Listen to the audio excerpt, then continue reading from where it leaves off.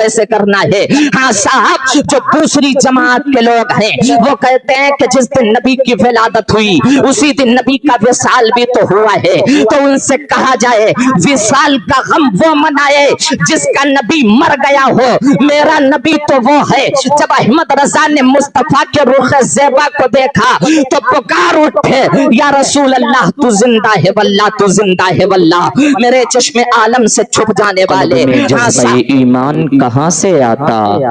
آپ آتے نہ تو قرآن کہاں سے آتا، ہے خدا ایک یہ اعلان کہاں سے آتا،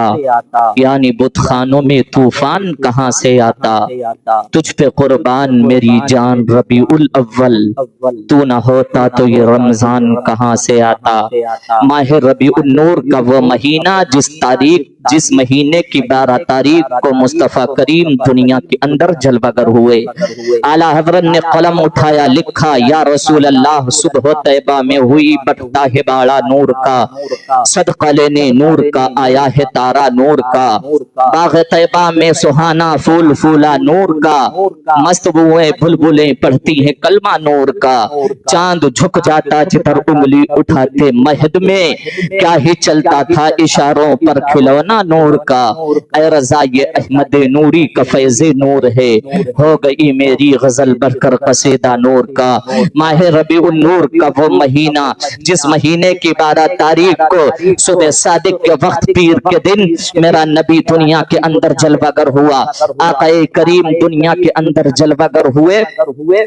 تبھی تمام عاشقان مصطفیٰ اسی 12 تاریخ کو حضور کی ولادت پر اپنی خوشیوں کا اظہار کرتے ہیں، اپنی خوشیوں کا، اللہ اکبر، اپنے اعتبار سے وہ اپنی خوشیوں کا اظہار کرتے ہیں، کیونکہ اس تاریخ میں اللہ اکبر کوئی دنیا دار نہیں بلکہ احمد مختار دنیا کے اندر جلوہ گر ہوا ہے، مصطفیٰ جان رحمت دنیا کے اندر جلوہ گر ہوئے ہیں، اور نبی کی ولادت پر عاشقان مصطفیٰ خوشیوں کا اظہار کیوں نہ کریں، کیونکہ ہم اللہ کا کروڑہا احسان ہے، اس نے اس نبی کی امت میں پیدا فرمایا ہے جس نبی کی امت میں پیدا ہونے کی خواہشیں انبیاء نے ظاہر کی ہیں، اس نبی کی امت میں پیدا کیا ہے جس نبی کی امت میں پیدا ہونے کی خواہشیں 12 انبیاء نے ظاہر کی ہیں۔ ہاں صاحب، جو امت تمام امتوں سے ممتاز ہو، جو نبی تمام نبیوں میں ممتاز ہو، وہ نبی اتنی عرفہ و اعلیٰ ذات والا، اس کی ولادت پر ہم خوشیوں کا اظہار کیوں نہ کریں؟ ارے جب وہ معراج کی رات میں جائے تو انبیاء صفے بنا کر کے بیت المقدس میں کھڑے ہو جائیں،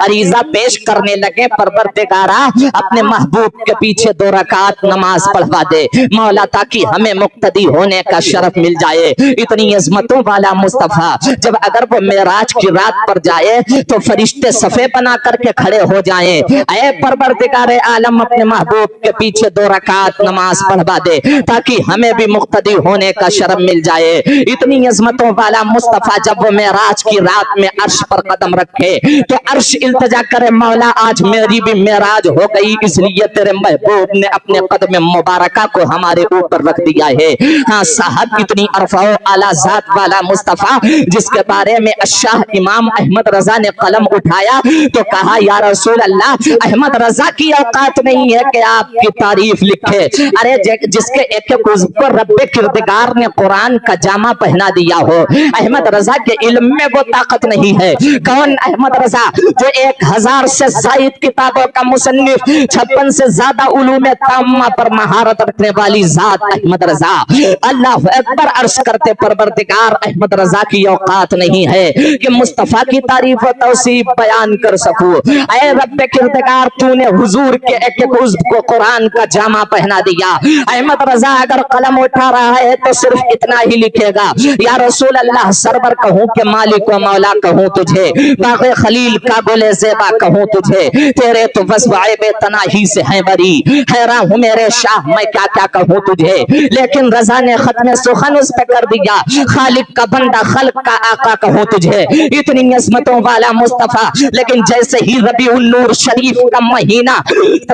रबीउन नूर शरीफ का महीना आए, एक जमात ऐसी भी है जिनके पेट में दर्द शुरू होने लगता है। हाँ साहब, उन्हें एतराज रहता है कि जिस दिन हुजूर की विलादत हुई उसी दिन नबी का विसाल भी तो हुआ है, फिर ये खुशियों का इजहार क्यों है? तो हमारा मोहसिन अहमद रजा है जिसने हमें इश्क का जामा पहनाया है, जिसने हमारे सर पे इश्क की दस्तार रखी है और बताया है कि मुस्तफा से इश्क कैसे करना है। हाँ साहब, जो दूसरी जमात के लोग हैं वो कहते हैं कि जिस दिन नबी की विलादत हुई उसी दिन नबी का विसाल भी तो हुआ है। तो उनसे कहा जाए विसाल का गम वो मनाए जिसका नबी मर गया हो। मेरा नबी तो वो है, जब अहमद रजा ने मुस्तफा के रुख ज़ेबा को देखा तो पुकार उठे, या रसूल अल्लाह तू जिंदा है वल्लाह, तू जिंदा है वल्लाह, मेरे चश्मे आलम से छुप जाने वाले। हाँ साहब, फिर उन्हें एतराज ये होता है ये झंडे क्यों लगाए जाते हैं, ये कुमकुमे, ये लाइटों का इंतजाम क्यों किया जाता है?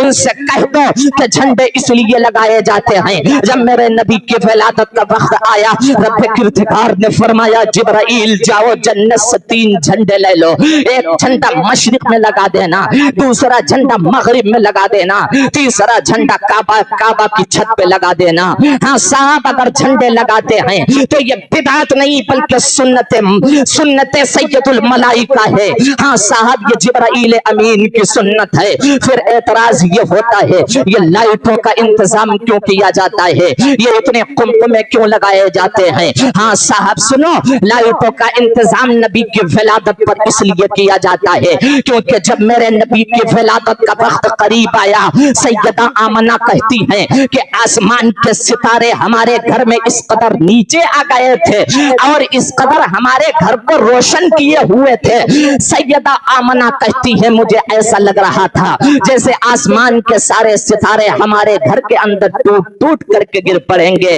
अल्लाह अकबर, अगर हम लाइटें लगाते हैं तो सुनो ये बिदअत नहीं है बल्कि ये रब किरदार की सुन्नत है। जब उसने अपने महबूब की विलादत, जब उसने अपने महबूब को दुनिया के अंदर भेजा है तो आसमान के सितारों को जमीन पर उतार दिया है ताकि जमीन रोशन और मुनव्वर हो जाए। फिर एतराज ये करते हैं कि ये जुलूस क्यों निकाला जाता है, ये जुलूस कतार दर कतार क्यों निकाला जाता है? तो सुनो, जब मेरे नबी की विलादत हो गई अल्लाह रब्बुल इज्जत ने फरमाया जिब्राइल जाओ सैयदा आमना को मुबारकबाद दे दो, इसलिए कि आज सैयदा आमना के घर में हमने अपने महबूब को उतार दिया है, सैयदुल अंबिया मुस्तफा को भेज दिया है। ऐ जिब्राइल जाओ मुबारकबाद दे दो। चारों बड़े फरिश्ते हैं, उनके पीछे 70 हजार फरिश्ते हैं। अल्लाह अकबर, फरिश्ते आ रहे हैं तो कतार दर कतार आ रहे हैं, जुलूस की शक्ल में आ रहे हैं।